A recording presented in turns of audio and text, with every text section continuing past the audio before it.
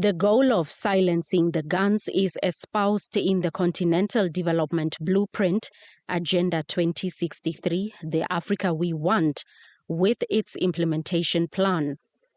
The initial deadline was the year 2020. However, 5 years later, Africa still grapples with conflict and crisis situations in some parts that warrant redoubling of efforts. President Nandi-Ndaitwah remains optimistic about a conflict-free Africa and one that would continue to meet the needs of its citizens. We are making progresses, but we have a challenge because one factor in our first 10 years of implementation of Agenda 2063 is the silencing of the guns. But unfortunately, we are moving very slow.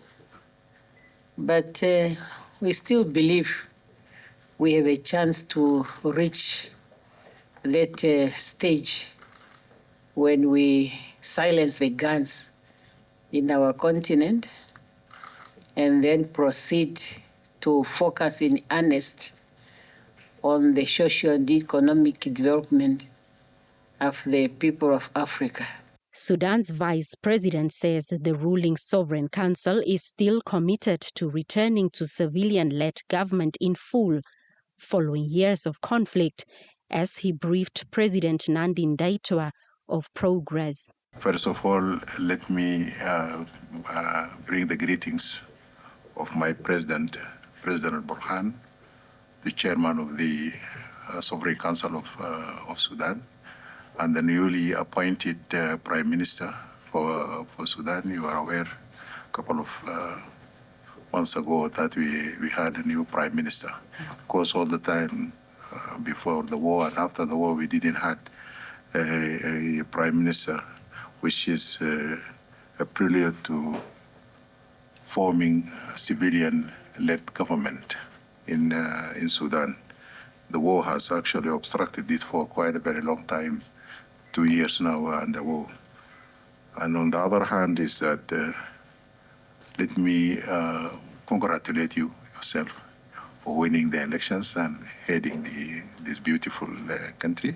I believe your ability and others join together with other African leaders who will reach the goals that we talk about of 2063.